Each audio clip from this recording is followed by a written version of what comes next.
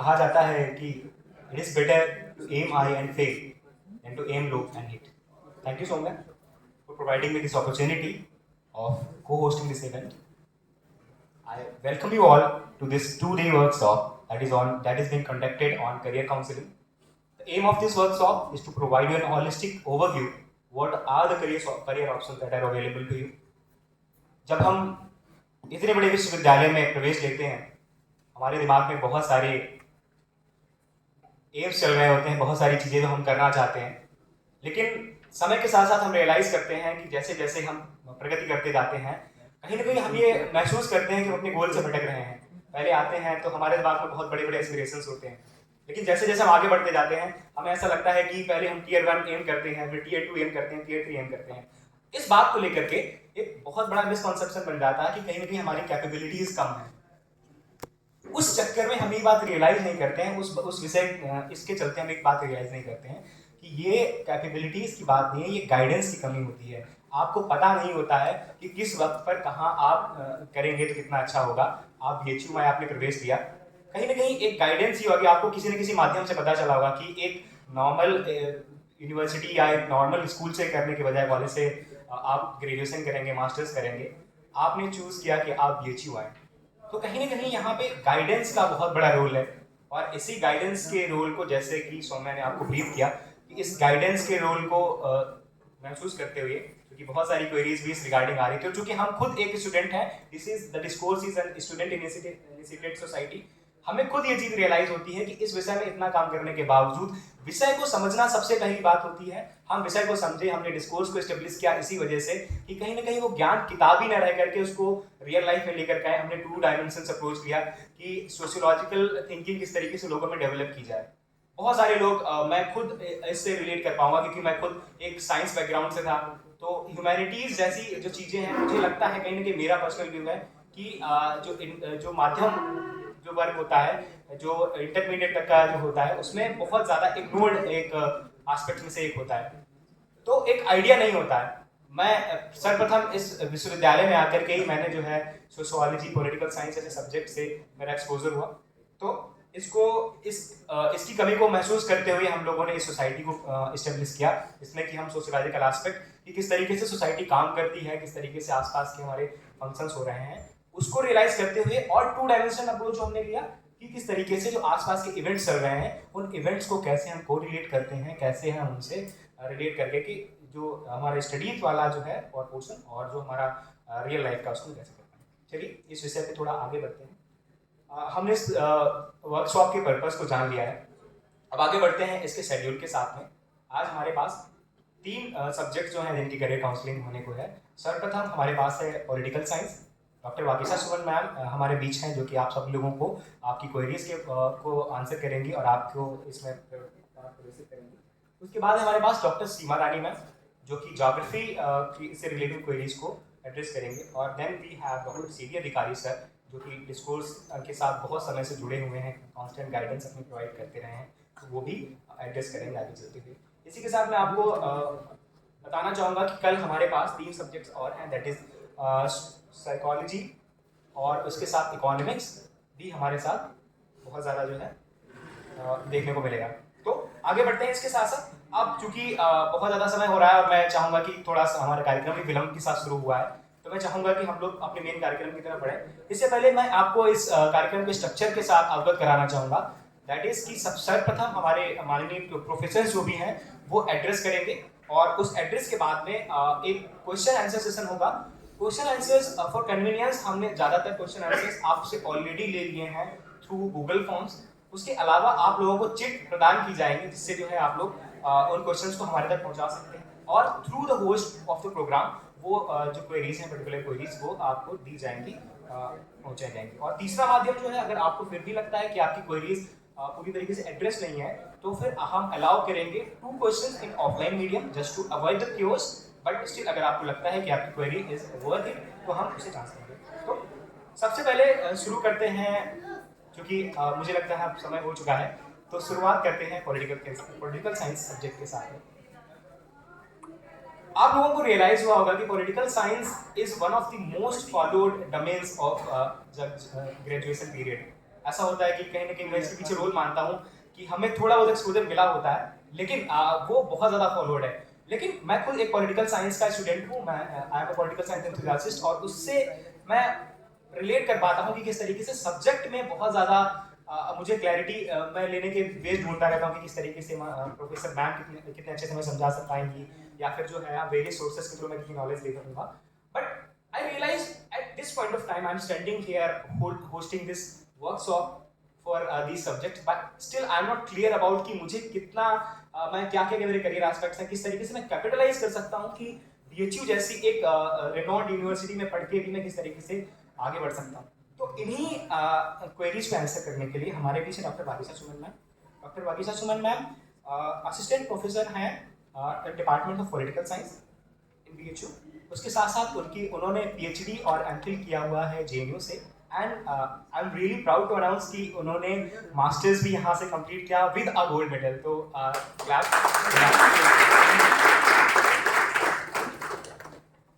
चलिए, तो आगे बढ़ते हुए मैं इनवाइट करना चाहूंगा हर्ष प्रताप को कि मैम को सैपलिंग के साथ फेलिसिटेट करें, प्लीज।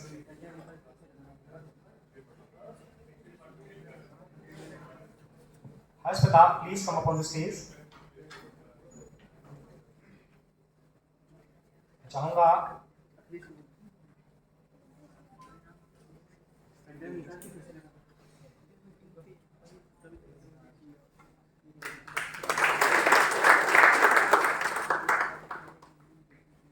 बहुत बहुत धन्यवाद Harsh, thank you ma'am for being with अस।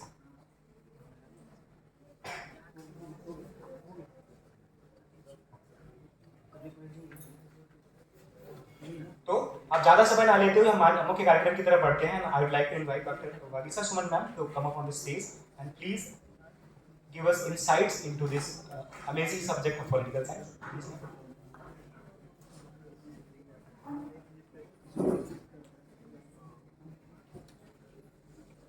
बहुत बहुत धन्यवाद स्टूडेंट्स, सौम्या और Akhilesh, if I am not wrong. हाँ, बहुत बहुत शुक्रिया मुझे इस मंच पर बुलाने के लिए। जैसे हर्ष और उनके साथियों ने मुझे आई थिंक हफ्ते 10 दिन पहले कांटेक्ट किया कि स्टूडेंट से बात करना है, प्राइमरीली फर्स्ट ईयर स्टूडेंट्स के, तो आई इमीडिएटली अग्री, क्योंकि सच बता रही हूँ मैं कि among all the classes I take from BA Part 1 to Masters and sometimes also PhD coursework, BA Part 1 is the most, amazing kind of crowd, which I believe that with the kind of enthusiasm and the kind of energy जो वो लेकर आते हैं, वो मुझे लगता है, जैसे कि अखिलेश भी बोल रहे थे, with time in a way वो डिसिपेट भी होता जाता है कहीं ना कहीं। तो आप मुझे लगता है ज़्यादातर यहाँ पे फर्स्ट ईयर के स्टूडेंट्स हैं। कितने फर्स्ट ईयर के हैं? और नहीं भी हैं तो कोई नहीं, मतलब लेकिन BA के हैं, है ना? तो बात वहीं से शुरू करूँगी। हालांकि मुझे करियर गाइडेंस के बारे में बात करनी है, और करियर गाइडेंस के बारे में बात करते हुए आपके साथियों ने काफ़ी कुछ जो है ऑलरेडी उसकी जो सीढ़ी है उसको कहीं ना कहीं जो है चढ़ चुके हैं, ये कहते हुए कि पॉलिटिकल साइंस एक टाइम में नहीं भी रहा होगा, लेकिन आज आपको पता है कि सबसे सॉट आफ्टर जो है कोर्स है। और एक टाइम में जो इकोनॉमिक्स और इंग्लिश लिटरेचर वाला जो क्रेज था वो पॉलिटिकल साइंस का है। DU में भी जो है ऑलमोस्ट 100% तक का कट ऑफ जो है बेस्ट कॉलेजेस में जाता रहा है, और अब तो हम CUET के मोड में आ गए हैं। तो और उसकी बहुत एक ऑब्वियस रीजन है कि अभी भी हमारा जो एक मेन सोच है वो कि सिविल सर्विसेज के लिए पॉलिटिकल साइंस एक बहुत अच्छा जो है प्लेटफॉर्म प्रोवाइड करता है। Much of the things which we cover in political science वो आपका सिविल सर्विसेज में, चाहे वो स्टेट सिविल सर्विसेज की बात करें, यूनियन पब्लिक सर्विस कमीशन के थ्रू आप जो है आना चाहते हैं एडमिनिस्ट्रेटिव सर्विसेज या अलाइड सर्विसेज में, उसके लिए पॉलिटिकल साइंस एक बहुत अच्छा विषय जो है वो ऑब्वियस चॉइस जो है वो है। तो वो तो है ही, और मुझे लगता है कि उस माइंडसेट में हम सब जो है रहते भी हैं। लेकिन इम्पोर्टेंट ये है कि जब मैं आपके एज ग्रुप को सोचती हूँ, और मैं आज से 15 साल पहले आपके वाले फेज में थी, ठीक इसी यूनिवर्सिटी में जब मैं BA करने आई थी, ठीक है, तो I have seen all that phase. और मतलब 3-4 जो करियर चॉइसेस हमारे टाइम में भी होते थे, उनमें एक तो चलिए ठीक है, अगर आप एकेडमिक्स करते हैं, and let me tell you कि एकेडमिक्स कितने लोग जो हैं प्रोफेसर बनना चाहते हैं, मतलब ठीक है, मुझे लगता है कि 40 है, उसमें से 5-6 हाथ हमें दिख रहे हैं। तो हमारे टाइम में भी एक्चुअली में क्योंकि इतना लंबा जेस्टेशन पीरियड हो जाता है पढ़ाई लिखाई का, आप बीए करते हैं, मास्टर्स करते हैं, पीएचडी करना, और कई लोगों के लिए बेसिकली जिस तरीके से पृष्ठभूमि से यहाँ पर लोग आते हैं, रूरल सेमी अर्बन बैकग्राउंड के लोग आते हैं, उनके लिए कई बार एक लंबी पढ़ाई प्रक्रिया को कर पाना और given the challenges many people have to face in the family नहीं हो पाता है। ठीक है, मैं खुद अपने बारे में बता रही हूँ कि जब मैंने अपने पेरेंट्स को बताया कि मैं पीएचडी करना चाहती हूँ, तो मुझे अपने आसपास में ये सुनने को मिलता था। मैं एक बहुत छोटे से शहर से आती हूँ, झारखंड में, देवघर, नाम सुना होगा अगर आपने, बाबा बैद्यनाथ धाम देवघर। तो मुझे ये कहा गया है पीएचडी तो कभी भी कर सकते हो, उसके लिए मतलब अभी अपना टाइम क्यों वेस्ट करना है, मतलब पीएचडी समथिंग जो आप कभी भी कर सकते हो, और उसके लिए इतना ज्यादा क्या अलग से खास करने की जरूरत है कि आप रिसर्च करोगे और डिग्री लोगे, प्रोफेसर तो आदमी कभी भी बन सकता है, इस तरह की अवधारणा। और मुझे लगता है कि ये हिंदी पट्टी के जो बेल्ट है, नॉर्थ इंडिया, यूपी, बिहार में, जो कि आपके पास बीएचयू है, और जब मैं बीएचयू आई तो मुझे समझ में आया कि मतलब मैं करने तो सिर्फ बीए आई थी, ठीक है, और आप में से कई लोग अभी इसी उधेड़पुन में होंगे कि हम बीए करने आ रहे हैं और फिर देखते हैं आगे क्या होता है, ठीक है, क्या क्या ऑप्शन से एक्सप्लोर करेंगे, ठीक है। इसमें से कितने लोगों का जो सब्जेक्ट है पॉलिटिकल साइंस है? काफी लोग हैं जो पॉलिटिकल साइंस वाले, ऑब्वियसली क्योंकि पॉलिटिकल साइंस पे ही फोकस है। तो गिवन जो मेरा समय था, जब हम civil services, state civil services, B Ed करके टीचर बन जाएंगे, असिस्टेंट प्रोफेसर बन सकते हैं, ठीक है, ये 3-4 करियर ऑप्शंस, ठीक है, मैक्सिमम आप मास कॉम करके जर्नलिज्म, इसके अलावा हम बहुत ज्यादा इधर उधर नहीं सोच सकते थे। कुछ लोग एमबीए करके मैनेजमेंट और मार्केटिंग में चले जाते थे, यही 4-5 करियर चॉइसेस हमारे पास थे। And let me tell you, apart from the classroom studies, क्यों मैं ये बात आपको बता रही हूँ, इसलिए भी क्योंकि जब मैं ये देख रही हूँ ना कि ये डिस्कॉर्स सोसाइटी या तमाम अलग अलग क्लब्स जो कि अभी स्टूडेंट रन क्लब्स है वो चल रहे हैं, इतनी खुशी होती है मुझे, क्योंकि अब जो है ना, हमारे टाइम में ये था कि डिग्री लेनी है, पढ़ाई करना है, अच्छा करना है, ठीक है, that's it, that was important. लेकिन मुझे लगता है अब जो आपके जनरेशन के लिए इंपॉर्टेंट चीज है ना, वो कि डिग्री लेना ना मिनिमम चीज है जो आप इस यूनिवर्सिटी से करके जाएंगे, फर्स्ट डिवीजन डिस्टिंक्शन के साथ, वो मिनिमम है जो आपको करना ही है।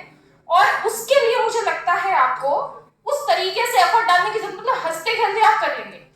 जो डिग्री लेने के अलावा वाला पार्ट है ना, कि सोचना कैसे है, लिखना कैसे है, बोलना कैसे है, ये वो स्किल्स हैं जो आपको इन 3-4-5 साल, अगर आप मास्टर्स करते हैं, नहीं तो इन 3 सालों में जो आपको सीखना है, और उसके लिए आपको प्रयास करना होगा। वो सिर्फ टेक्स्ट बुक से या क्लासरूम से आप सोचेंगे 1 घंटे में टीचर आपको आके गुट्टी पिला के चला जाएगा, नहीं, ये नहीं संभव है। एक ऐसे, आपको पता है कि हम भी एक अलग तरीके परिवेश में काम करते हैं। मेरी क्लास में अभी हाल तक बीए पार्ट 1 में अगर कोई मेरी क्लास 130-40 बच्चे बैठ रहे थे, मैं बता रही हूँ, ठीक है, सेक्शंस है, बट 100 से लेके 125 बच्चे होते हैं क्लास में, ठीक है। तो एक टीचर के लिए और एक स्टूडेंट के लिए भी, इवन दो आई ट्राई कि आफ्टर क्लासेस कि हम बातचीत कर पाए, ठीक है, उस तरीके से हम सोच पाए, लेकिन as someone who is a few years ahead, was born a few years ahead of you, कुछ साल पहले मैं पैदा हुई, और अच्छी चीज ये है कि मैं भी इसी माहौल में बीए मैंने किया है, ठीक है।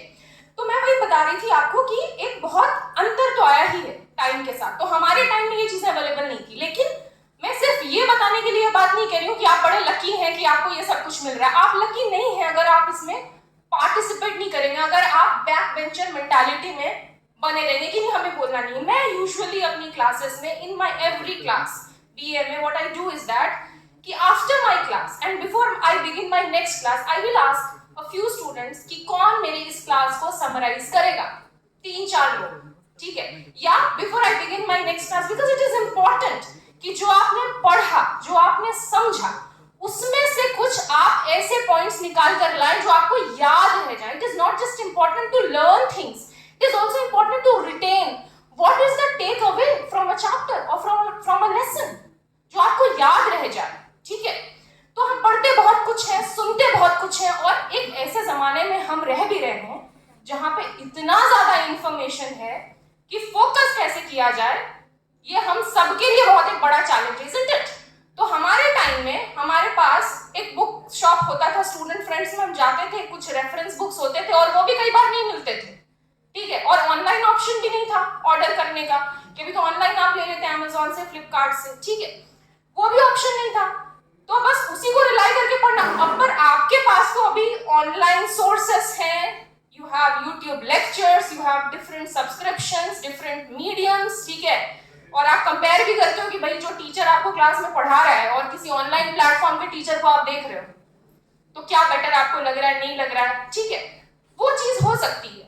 तो इतना ज्यादा अवेलेबल है मटेरियल कि उसमें क्या फॉलो किया जाए और क्या नहीं किया जाए ना, इसके लिए यू नीड अ गाइडेंस, ठीक है, because you have an inundation of basically so many things, so many resources on each topic, तो कैसे फोकस बनाया जाए, इसके लिए you need the guidance, ठीक है, क्योंकि at this age you may not be able to actually realize कि कौन सी जो सोर्सेस है उनको ट्रस्ट किया जाए, कौन से सोर्सेस को ट्रस्ट नहीं किया जाए। तो बात वहीं से आगे बढ़ती है। आपके जनरेशन को मैं सोचूं अगर, तो मैं अपने टाइम में थोड़ा जो है चली जाती हूँ, ट्रांसपोर्टेड हो जाती हूँ, और मुझे लगता है हम सब जो है इस एज ग्रुप में family pressure, because you have come to a university, you have been given this opportunity, और हम में से कई लोगों के लिए ना बाहर आकर एक यूनिवर्सिटी में पढ़ पाना भी ना एक लग्जरी है, कई लोगों के लिए मुझे लगता है, एक जनरेशन के लिए। कई लोग आप में से होंगे जो प्रोबेबली यूनिवर्सिटी एजुकेशन प्राप्त करने वाले, पढ़ा होगा आपके घर में लोगों ने, ठीक है, वो पहला जनरेशन होगा। पहला जनरेशन नहीं भी हो तो आपको पता है कि आपके पेरेंट्स जो हैं कई सारे सैक्रिफाइसेस करते हैं, या उस तरीके से आपको भेजते हैं कि नहीं आप लड़का या लड़की बाहर पढ़ने जा रहा है तो कुछ ना कुछ तो उसको करना है, तो वो प्रेशर रहता है हमारे ऊपर कि नहीं हमको अच्छा तो करना है, ठीक है, वो चीज है। यहाँ के फ्रेंड्स भी हैं, सोसाइटी है, क्लासरूम है, सब कुछ है, लेकिन इन सबके बीच में ना जो मैं आपको बात बता रही हूँ और आपको बिल्कुल याद रखना है कि इसमें ना आइदर और वाला मामला नहीं बनाना है कि या तो हम पढ़ेंगे और या तो हम डिस्कॉर्स सोसाइटी करेंगे, या तो हम मूवी देखेंगे, या तो हम घूमेंगे, ये सब जरूरी है for your overall development. It is everything is important. आपको डिसाइड करना है कि उसमें आप किस चीज को कितना टाइम देंगे, वो सब बताने के लिए आपको टीचर्स हैं, ठीक है। तो एज अ टीचर मैं कभी ये नहीं बोलूंगी कि आप जो है हमारा लेसन या हमारा चैप्टर या एक सब्जेक्ट अगर आप पढ़ रहे हैं तो उसमें आप बाकी सब कुछ को भूल जाए, नहीं। ओटीटी प्लेटफॉर्म्स पे अच्छी मूवीज देखना भी जरूरी है अगर वो सोशली रेलिवेंट है। अभी एक बड़ी अच्छी सीरीज आई है द रेलवे मैन, मैंने देखी नहीं है पर बहुत चर्चा में है ना, आप में से किसी ने देखी है? अच्छा, देख भी ली है कई लोगों ने, चलो बढ़िया। तो वो भी जरूरी है। अगर हम सोशियोलॉजी या पॉलिटिकल साइंस पढ़ रहे हैं तो उसके कोर टेक्स्ट के अलावा ऐसा नहीं कि हम बाकी लिटरेचर ना पढ़े, it is very important. Fiction भी पढ़िए, ठीक है। अगर मैं आपको एक टारगेट दूं, मतलब क्योंकि मुझे लगता है कि हर दिन के बेसिस पे आप कितना ग्रो कर रहे हैं, ठीक है, तो उसके लिए एक टारगेट बनाइए। अगर मैं आपसे रीडिंग स्पीड पूछूं कि एक दिन में आप कितने पेजेस पढ़ सकते हैं, ठीक है। जब मैं जेएनयू गई थी एमफिल करने तो मैं आपको बहुत मतलब अपना जो खुद का पर्सनल एक्सपीरियंस है उससे बता रही हूँ। हमारे कोर्स वर्क में every day we were supposed to read 100 pages and come, ठीक है। बहुत छोटी क्लास होती थी एमफिल कोर्स वर्क की, और मुझे तो लगा मतलब कि मैं I am done, I can not 100 pages for one class. 3 classes minimum होती थी हर दिन, और मुझे लगता था how am I going to do, but the teacher said कि आपको करना ही है, ठीक है, आप 80 ही पेज पढ़कर आएंगे, ठीक है। But that was really a challenging time. लेकिन मुझे लगा कि आप पढ़ना मतलब सिर्फ ऐसे नहीं पढ़ना कि आप कोई न्यूज़पेपर का आर्टिकल पढ़ के बस खत्म कर दे रहे हैं। कॉम्प्लेक्स आर्ग्यूमेंट्स, कॉम्प्लेक्स रीडिंग्स, ठीक है, कॉम्प्लेक्स रीडिंग्स, आपको उसको समझना है, उसके आर्ग्यूमेंट को समझना है और फिर उसको आर्टिकुलेट करना है, ठीक है। 2 तरह की मेमोरी होती है व्यक्ति की, जो अभी तक मुझे लगता है आप स्कूल एजुकेशन सिस्टम से समझ कर आए हैं, तो आपको ईस्वी सन, ठीक है, ये सारे हिस्ट्री के फैक्ट्स वगैरह क्योंकि ऑब्जेक्टिव एग्जाम देकर आए, वो आपका बहुत अच्छा है, मुझे लगता है होगा भी, आप उस माइंडसेट में भी रहते हैं। एक होता है फैक्चुअल मेमोरी और दूसरी होती है एनालिटिकल मेमोरी, किसी चीज को आप कैसे एनालाइज करते हैं। तो मैं बिलीव करती हूँ कि आपके एज ग्रुप में ना फैक्चुअल मेमोरी ऑलरेडी आपकी अच्छी है, जो आपको डेवलप करना है ना वो आपको आपकी थिंकिंग कैपेसिटी डेवलप करनी है। आपकी जो एनालिटिकल मेमोरी है उस पर आपको काम करना है कि कैसे ना सिर्फ फैक्ट को, आप देखेंगे कि जो एग्जाम में आजकल सवाल भी आ रहे हैं ना, आप 10-20 साल पहले का सवाल पैटर्न उठाकर देख लीजिए, सिविल सर्विसेज का और यूजीसी नेट का, और जो भी आपके एग्जाम मतलब इमीडिएट आपको लगता है आप सीडीएस का, और आप आपके जो सवाल के पैटर्न है वो निकाल कर देखिए। आप देखेंगे कि उनमें एक डिफरेंस आपको दिखेगा। पहले जो है फैक्ट्स बेस्ड जो है लर्निंग पे ज्यादा फोकस था और अब जो है कंसेप्चुअल लर्निंग पे ज्यादा फोकस है। तो आपका जो कंसेप्ट है किसी भी विषय पर अगर आप पढ़ रहे हैं उसको आप 2-3 लाइन में समराइज कर सकते हैं।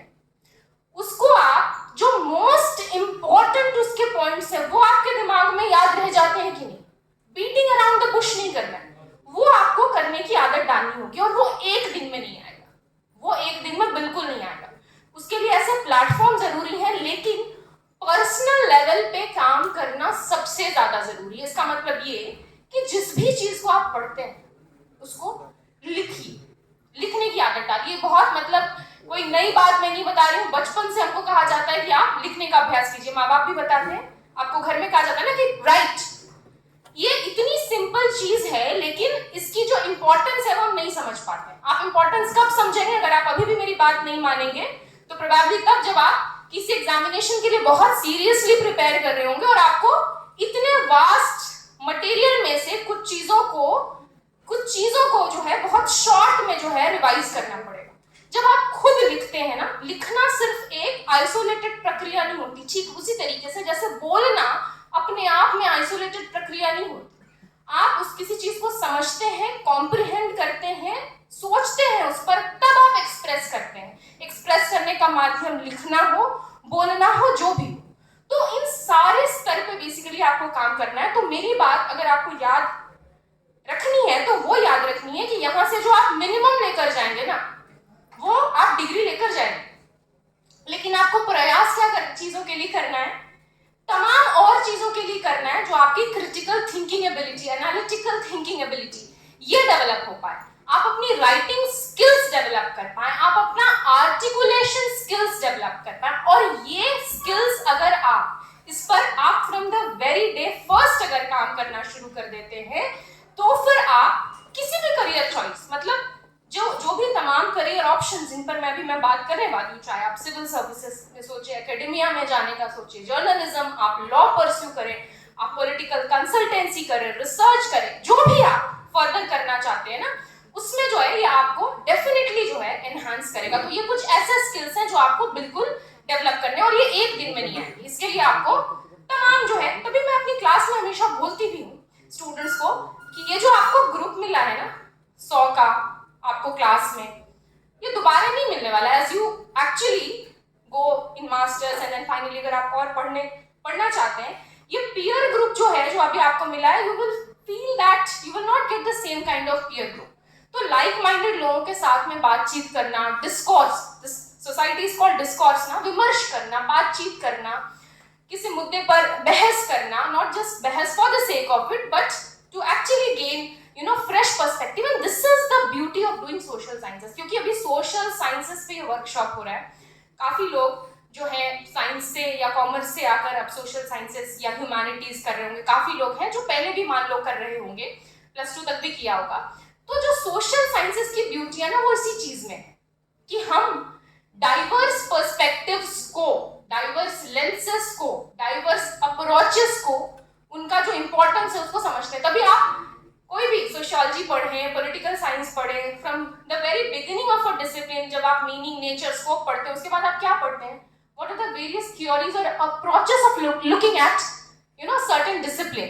अप्रोचेस हम जरूर पढ़ते हैं, लेंसेस, और ये पढ़ाते हुए आपको आपका सब्जेक्ट टीचर जरूर ये बताता होगा कि हर एक अप्रोच का अपना कुछ लिमिटेशन होता है और कुछ उसके मेरिट्स होते हैं, और कोई भी अप्रोच अपने आप में परफेक्ट नहीं होता है, लेकिन अप्रोच इसलिए इंपॉर्टेंट होता है क्योंकि वो हमको अलग अलग पर्सपेक्टिव से किसी विषय वस्तु को देखने के लिए प्रेरित करता है। This is the difference between academic writing and journalistic writing. Academic writing क्योंकि आप ऑलरेडी बीए में हैं और एकेडमिक जो पूरा ये प्रणाली है उसके आप पार्ट हैं, तो ये जो बात है कि आपको जो डाइवर्सिटी ऑफ पर्सपेक्टिव से उसको एक्सेप्ट करना चाहिए। और कहीं ना कहीं जब हम किसी चीज को देखते हैं, समझते हैं, तो उसमें हम अपना भी पर्सपेक्टिव, जो हमारे पर्सपेक्टिव का लिमिटेशन हो सकता है या हम किस पर्सपेक्टिव से देखने की कोशिश कर रहे हैं, वो जो है बहुत इंपॉर्टेंटली सामने आता है। ठीक है, तो जो डाइवर्सिटी ऑफ पर्सपेक्टिव है उसको हम कहीं ना कहीं सेलिब्रेट भी करते हैं। इट्स नॉट लाइक साइंस कि एक फैक्ट हो गया तो वो हमेशा, और सबसे अच्छी एडवाइस भी करते हैं, ठीक है। तो हमेशा कभी मैं अपनी क्लास में ये बात बोलती भी हूँ कि मुझे खुशी होगी अगर मेरी किसी बात को कोई मेरा स्टूडेंट कॉन्टेस्ट भी करेगा, हाँ, लेकिन कॉन्टेस्ट करने के पीछे कोई एविडेंस होना चाहिए, ठीक है, कोई एविडेंस होना चाहिए। ऐसा नहीं कि आप बेसलेस तरीके से उसको कॉन्टेस्ट कर रहे हैं। तो this is the very beauty of doing social sciences, you can always bring in fresh perspective, लेकिन फ्रेश पर्सपेक्टिव लाने के लिए पहले आपको जो उसके पहले के पर्सपेक्टिव हैं, जो या उसका जो थियोरेटिकल हिस्टोरिकल बैकग्राउंड है, वो समझना बहुत जरूरी है ना। तो अब coming to the question of special, ये तो बात हो गई मतलब जनरल कि कैसे आप सोशल साइंसेस में और as a student of a university how should your brain be trained, ये तो जनरल बात हो गई। अब जो दूसरी बात है वो ये है कि जब हम पॉलिटिकल साइंस कर रहे हैं, और आप में से कई लोगों ने चुना होगा तो कुछ सोचकर ही चुना होगा, जॉब प्रोस्पेक्ट्स, करियर प्रोस्पेक्ट्स, या जो कॉम्बिनेशन ऑफ सब्जेक्ट्स आपको मिल रहे होंगे उसमें आपको लग रहा होगा कि पॉलिटिकल साइंस ठीक है। आपको ऑनर्स तो फर्स्ट ईयर में मिल जाता है ना, but then you have the option of changing it also later, right. Some people also change it in the third year, है ना। तो पॉलिटिकल साइंस जो है, जैसे पॉलिटिक्स, हम पॉलिटिकल साइंस पढ़ने तो आते हैं, लेकिन पॉलिटिक्स के साथ एक डेरोगेटरी नोशन जो है वो हमेशा अटैच रहा है ना, क्योंकि पॉलिटिक्स में जाना नहीं है डायरेक्ट पॉलिटिक्स में कई लोगों को, है ना, क्योंकि भाई एक नेगेटिव कॉनोटेशन, एक डिसेप्शन, मैनिपुलेशन वाला जो है पर्सपेक्टिव हमारे दिमाग में आता है कि पॉलिटिक्स इज ऑल अबाउट। लेकिन पॉलिटिक्स के साथ एक चीज जो है वो यही है कि you might not be interested in politics, but politics is always interested in you, ठीक है। आप इंटरेस्टेड हो ना हो, लेकिन पॉलिटिक्स तो आप में इंटरेस्टेड है ही है।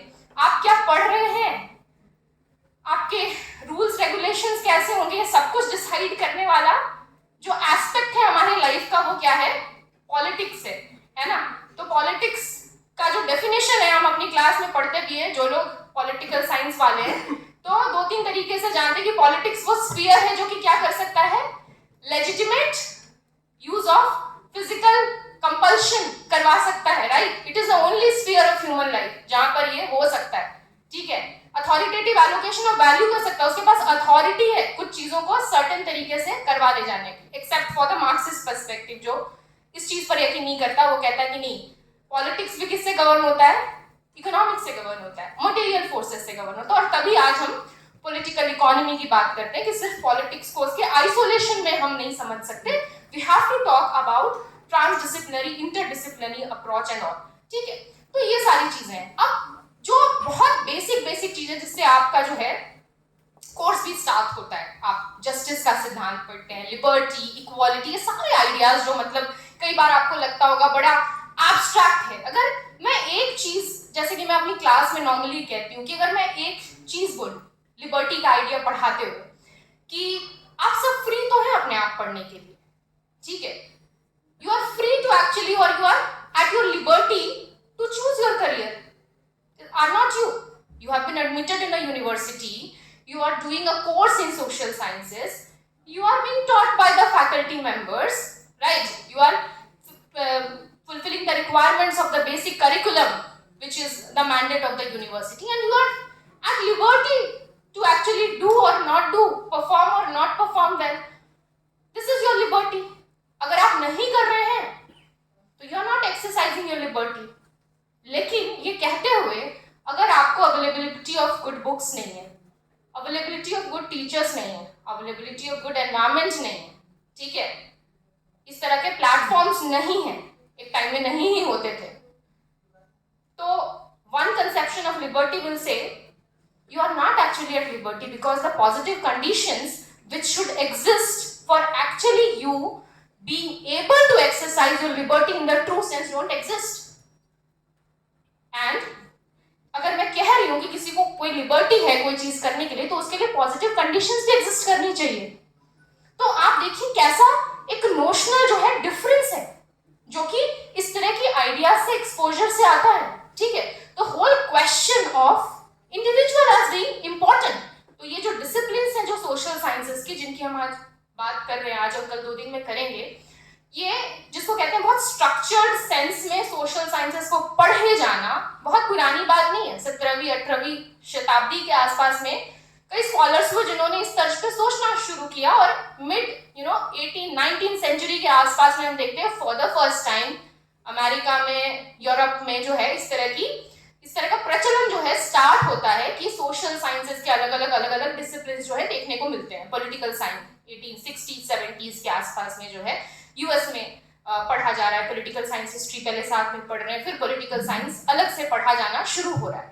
तो इस तरीके के बहुत पुराना एक्सरसाइज नहीं है, लेकिन जो इम्पोर्टेंट चीज है इन सब के बीच में वो ये है कि that is the time period 17th-18th century का टाइम पीरियड जब कुछ चीजें हैं जो हम हिस्टोरिकली इंपॉर्टेंट मानते हैं घटनाओं के तौर पर, जो हमको एज एन इंडिविजुअल जो है सेंट्रलिटी प्रोवाइड करता है, जिसको अभी आपने मॉडर्निटी पे कुछ लेक्चर कराया ना अशोक पॉल सर का, मैं वो देख रही थी, ठीक है। अक्सर मेरी क्लासेस में ये सब बात मैं करती हूँ कि enlightenment, reformation, renaissance, modernity, industrial revolution, democracy, nationalism, ठीक है, all these ideas they were product of a certain time period. और उन आइडियाज से हम अग्री करें डिसअग्री करें, उनके जो भी पिटफॉल्स रहे हों, लेकिन एक चीज जो इन आइडियाज ने की वो ये की that we as human beings are important. क्योंकि उसके पहले की अगर सोच में देखें तो religion and state they were the two dominant themes जिनके इन एंड अराउंड हम थिंकिंग को देखते हैं कि इवॉल्व हो रहा था। But then why you and I are important as citizens is also an important question. Earlier we talked of subjecthood. प्रजा की बात करते थे, नागरिक की बात नहीं करते थे। As नागरिक, as citizens, we have certain rights, fundamental rights, which cannot be taken away by the state, right? Even the state cannot take away those rights. So it is very important. तो इस context में जो है social sciences का जो emergence है वो होता है, और इस context में जो हमारे और आपके सोशल एग्जिस्टेंस के जो मायने हैं, ठीक है, उसके क्या मायने हैं, समाज में एग्जिस्ट करने के क्या मायने, स्टेट से हमारा क्या एक्सपेक्टेशन है, स्टेट एग्जिस्ट ही क्यों करता है, स्टेट के जो पावर का एक्सरसाइज है उसका क्या लिमिट होना चाहिए, नहीं होना चाहिए। अगर हम डेमोक्रेसी में एग्जिस्ट करते हैं तो डेमोक्रेसी के होने के क्या मायने हैं, क्या नहीं है, क्या नॉर्म्स हैं, क्या नहीं है, इसको कैसे डिसाइड किया जाएगा, इसको कैसे तय किया जाएगा। इसको हम और आप ऐसे आइसोलेशन में बैठ कर तो नहीं तय कर लेंगे। इसके लिए कुछ प्रयास हुए हैं, कुछ कहा गया है, लिखा गया है, बोला गया है, ठीक है। तो उस चीज की जो सिस्टमैटिक स्टडी है वो हम सोशल साइंसेस में इन जनरल करते हैं। और तभी सोशल साइंसेस को पढ़ने का दो तरीके का वर्थ हो सकता है। उसका जिसको कहते हैं इंस्ट्रूमेंटल वर्थ, तो आप उससे क्या, उसको एक इंस्ट्रूमेंट की तरह यूज करके आप क्या अचीव कर लेंगे एज करियर ऑप्शंस, और दूसरा उसका एक आंतरिक वर्थ, इंट्रिंसिक वर्थ, कि सोशल साइंसेस डिसिप्लिन के तौर पर क्यों इंपॉर्टेंट है, वो हमको एज अ ह्यूमन बीइंग हमारे जो जिसको कह सकते हैं कॉन्शियसनेस में कौन सा डायमेंशन है जो ऐड कर रहा है या कर सकता है, या उसको क्या करना चाहिए अगर हम सच में सोशल साइंसेस को इन ट्रू सेंस जो है पढ़ने की कोशिश करें। मुझे लगता है आप सब कहीं ना कहीं इस चीज से अग्री कर रहे हैं, नहीं भी कर रहे हैं तो as you know progress in your course and curriculum, you should truly want to basically discover all these things, and you have the intention of doing it, you will be in the due course realizing it. अभी कुछ दिन पहले मेरी first year की class में कुछ students ने मुझसे पूछा, मैम एग्जाम में नंबर कैसे आते हैं, ज़्यादा पेज भरने से या कंटेंट पर? तो मुझे लगा कि ये सवाल इस जनरेशन के लिए, मैंने कहा बिल्कुल कंटेंट पर आते हैं। तुमसे किसने कहा कि पेज भरने से नंबर आते हैं? ऐसा बिल्कुल नहीं है। कुछ 1-2 सेमेस्टर पहले जब OBE में एग्जाम चल रहा था, ओपन बुक एग्जामिनेशन, तो एक स्टूडेंट आया मेरे पास और कहा, मैम मैंने सब लिखा है लेकिन फिर भी मुझे बहुत एवरेज मार्क्स मिला है, मतलब 70 में 35 से 40 के बीच में ही हैड समवेयर स्कोर्ड, और मुझे नहीं समझ में आ रहा है कि मैंने कहाँ गलत किया, मुझे कम से कम 60 नंबर तो आने ही चाहिए थे। तो मैं ये दो क्वेश्चंस जो हैं, जो मतलब मुझे अक्सर इस तरह के जो है वो सुनने को मिलते हैं, और जो सवाल का नेचर भी होता है ना, कई बार मान लो जिस पेपर की बात मैं कर रही हूँ, इंडियन नेशनल मूवमेंट का मैं एक पेपर पढ़ाती हूँ BA पार्ट 1 में, कुछ स्टूडेंट्स मेरे यहाँ बैठे भी होंगे, तो उस पेपर की बात थी। तो मैं हमेशा कहती हूँ ये चीज़ कि देखो, लिखने का सब वही लिखेंगे, ठीक है। अगर ऐसा सवाल आता है गवर्नमेंट ऑफ इंडिया एक्ट 1935 का, आपको मेन फीचर्स लिखना है, तो आप लिखोगे सब वही, लेकिन what is it that makes your answer different, what is the value addition that you are doing to the answer, वो आपके अपने अंडरस्टैंडिंग पर बेस्ड होगा, ठीक है। और वो स्पेक्ट्रम या लक्ष्मीकांत या विपिन चंद्रा या इग्नू नोट्स को ही सिर्फ पढ़ने से नहीं आएगा, वो आपकी जो कॉम्प्रिहेंसिव, अगर आपने क्लासेस अटेंड की हैं ट्रूली और क्लासेस ढंग से चली हैं, या आपने किसी चीज को समझा है, तो आप how do you introduce your answer, ठीक है, व्हाट इज दैट डिफरेंस, ठीक है, that you are making from the other answers, वो बहुत इंपॉर्टेंट होता है। अब अभी तक अगर बच्चे इस सोच में हैं कि पेज भरने से नंबर मिलेगा कंटेंट पर, तो मतलब यकीनन आप इन चीजों में बिल्कुल यकीन मत कीजिए, मैं यही बोल रही हूँ। And this is the place, this is the university, जहां तक मैं देखती हूँ, मेरे जैसे तमाम, मैं अपने कोलीग्स को भी देखती हूँ, टीचर्स को भी देखती हूँ, कि भाई आप जो है इस चीज पर बिल्कुल ये करिए कि आपको कंटेंट, सही कंटेंट जो है वो लिखना है, और उस पे जो है आपकी जो एनालिसिस है वो बहुत मैटर करती है। बहरहाल एक चीज जो बोलते बोलते मैं थोड़ा डाइग्रेस कर गई, वो ये कि मैं आपके जनरेशन के बारे में जब सोचती हूँ, तो जो एक इमेज मेरे सामने आता है कि आपके परिवार के एक्सपेक्टेशंस, और यहाँ पर जो तमाम कंपल्शंस है, पीयर प्रेशर होता है कई बार कि भाई पर्टिकुलर तरीके से आपको रहना जीना है, ठीक है, हॉस्टल है, लाइफ है, घूमना भी है, सब कुछ करना है। तो उसमें जो है आप अपने करियर के लिए कैसे जो है एक तरीके से, जिसको कहते हैं, ना सिर्फ फोकस्ड रह पाए, लेकिन ये जानना जरूरी है सबसे ज्यादा कि आपको करना क्या है, ठीक है। करना क्या है इसलिए क्योंकि फैमिली तो कुछ बोलेगी। मुझे लगता है कि 90% बच्चों की फैमिली ऑलरेडी कह दी होगी कि भाई आईएएस बनकर ही आना बीएचयू से, उससे कुछ कम में तो काम नहीं चलेगा। बोलो, मैं फैमिली की बात कर रही हूँ, तुम्हारी बात नहीं कर रही हूँ। आईएएस ही बनकर आना, उससे कम में तो नहीं चलेगा, ठीक है, इस तरीके की बात तो होती है, ठीक है। तो लेकिन अब बात यह है कि आप क्या चाहते हैं अपने आप से, ये बहुत इंपॉर्टेंट है। और मुझे लगता है मैं थोड़ी आपसे सीनियर हूँ, और एज ए टीचर मुझे लगता है आप क्या चाहते हैं, ये वाला प्रश्न ना बहुत इंपॉर्टेंट है। क्योंकि अगर आप जो चाहते हैं, ठीक है, वो अगर आप नहीं कर रहे हो ना, 100% नहीं दे पाएंगे आप अपना, तैयारी को भी, किसी भी फील्ड को आप नहीं दे पाएंगे अपना 100%, ठीक है। तो डिसएग्रीमेंट्स होते हैं, फैमिलीज के साथ आपका डिसएग्रीमेंट होता है कई बार, ठीक है। कई बार आप अपने आप से भी लड़ते हैं ऐसे सवालों को लेकर कि क्या मेरे लिए ये करियर ऑप्शन सही रहेगा, क्या कोई और करियर ऑप्शन। लेकिन एज अ सीनियर मैं आपको यही बताना चाहूंगी कि आपका जो पैशन जिस चीज में, उस चीज को फोकस रखिए, और उसके अकॉर्डिंगली आप अपने स्किल्स को डेवलप कीजिए। तो स्किल्स मतलब this BA degree is just what, as I said, the basic minimum. It is just the basic minimum. This is just going to provide you the eligibility criteria. How you are using this entire university space is going to determine how are your skills enhanced. ठीक है, तो तभी सोचना, लिखना, बोलना, पढ़ना, ये सब बहुत जरूरी है। पढ़ने के साथ साथ सही तरीके से सोचना जो है वो बहुत जरूरी है, ठीक है। तो जब मैं दो चीजें एक्चुअली बार बार दो टर्म्स यूज कर रही हूँ, क्रिटिकल थिंकिंग और एनालिटिकल थिंकिंग यूज कर रही हूँ ना, क्रिटिकल थिंकिंग और एनालिटिकल थिंकिंग, क्या मतलब होता है इसका, क्रिटिकल थिंकिंग और एनालिटिकल थिंकिंग, ठीक है। तो जब क्रिटिकल थिंकिंग बोलते हैं ना, तो जो भी चीजें हम देख रहे हैं, समझ रहे हैं, जो हमारे सामने भी विषय वस्तु आ रहे हैं, उसको जो है सिर्फ उसके फैक्चुअल अपीयरेंस से नहीं, मतलब देखकर उसके पीछे की क्या पृष्ठभूमि हो सकती है, उसके पीछे का क्या पॉलिटिक्स हो सकता है, इस तरीके से जो है उस पर सोचना, एनालाइज करके चीजों को देखना। Analytical thinking, what does it mean?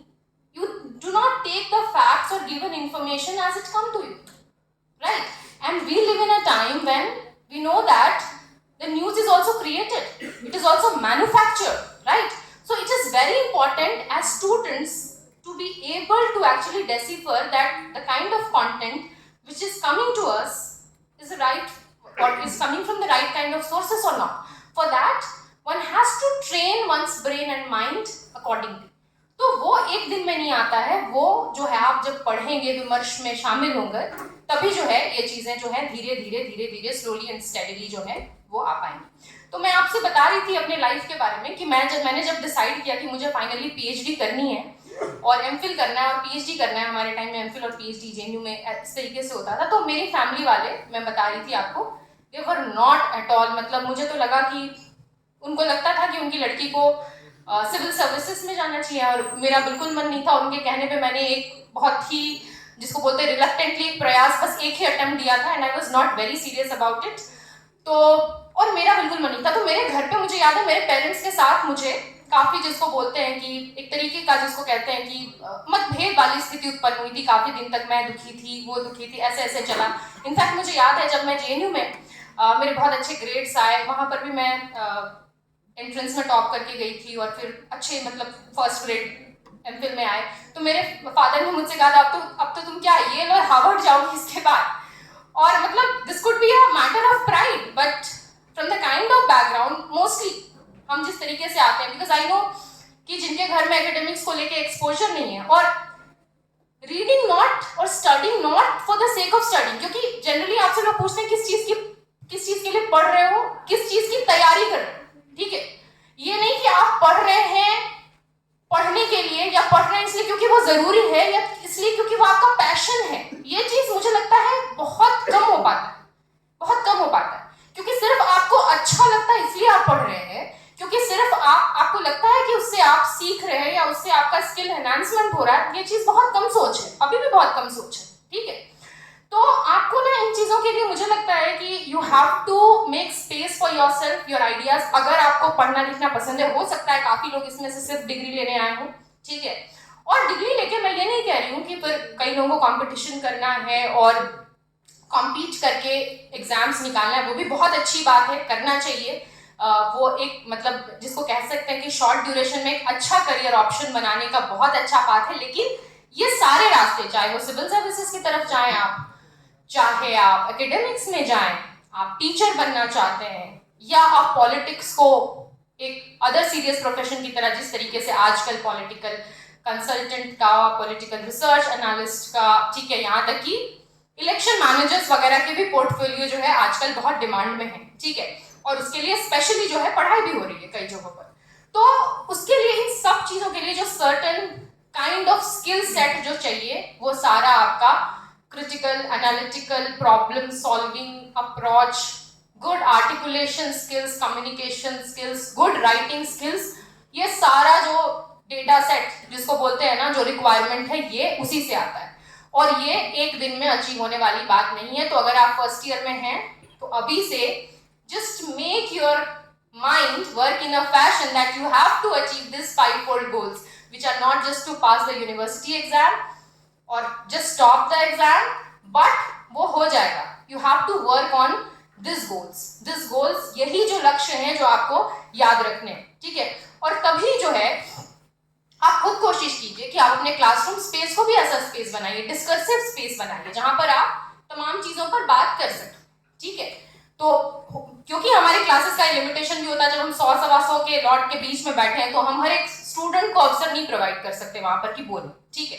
लेकिन आप you can snatch the opportunity, ठीक है। तो आप ज्यादा से ज्यादा कोशिश कीजिए। दूसरी एक इंपॉर्टेंट चीज जो बहुत इंपॉर्टेंट है, जो हमारे टाइम में हमें नहीं बताई गई थी, बहुत बाद में जाकर वे रियलाइज, नेटवर्किंग, राइट।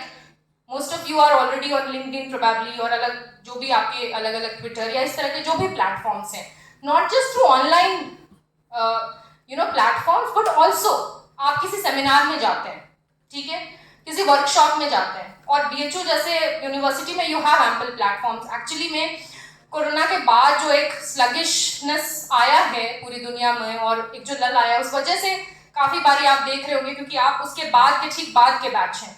हार्डली मुझे लगता है 1-1.5 साल पहले we are back into the full offline mode, उसके पहले हम थोड़ा हाइब्रिड चल रहे थे।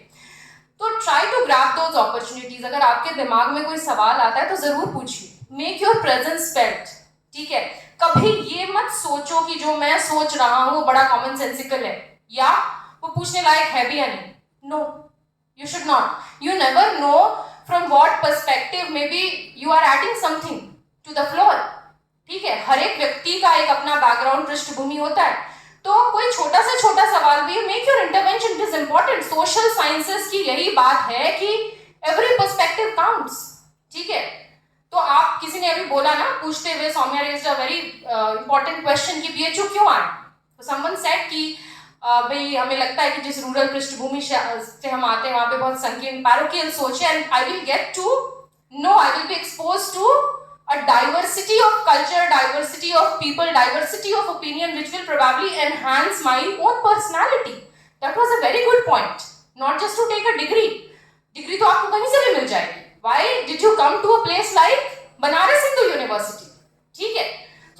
इम्पॉर्टेंट। तो बच्चों मेरा मतलब यही कहना है आपसे कि डिग्री के अलावा, डिग्री आप कर लोगे, उसके लिए आप पढ़ो, प्रयास करो, लेकिन पढ़ने की आदत डालो, ठीक है, और अपने आँख कान खुले रखो। घूमते भी हो ना तो just get aware of your surroundings. किसी जगह पर गए, वहां का क्या सिग्निफिकेंस है, ठीक है, किस तरीके से उस जगह का एवोल्यूशन हुआ है। आई मीन छोटी छोटी चीजें जो आपको हर दिन के लिए ना, जिसके लिए एफर्ट नहीं बनाना पड़ेगा, उसके लिए just have to keep your mind and eyes open. तो इस तरीके से जो है ना, और एक और बात जो बहुत इंपॉर्टेंट है कि अपनी रीडिंग स्पीड उसको बढ़ाओ। अगर अभी आप एक दिन में 20 पन्ने पढ़ते हो, उसको 50 कर लिया, ठीक है। महीने में कोशिश करो 4 से 5 किताबें टेक्स्ट बुक के अलावा पढ़ जाओ। एक महीने में 5 किताबें पढ़ी, साल में 60 पढ़ जाओगे। सोचो 3 साल में अगर तुम 180, और ये बहुत मिनिमम टारगेट मैं बता रही हूँ, 150 भी पढ़ गए, फिक्शन नॉन फिक्शन मिलाकर, what a value addition. Not just sociology, not just history, not just political science, not just psychology, rather 150 books of different genres. Literature हो सकता है, नॉन फिक्शन हो सकता है, कुछ भी हो सकता है वो, ठीक है। On that note I have 2 very special recommendations for you.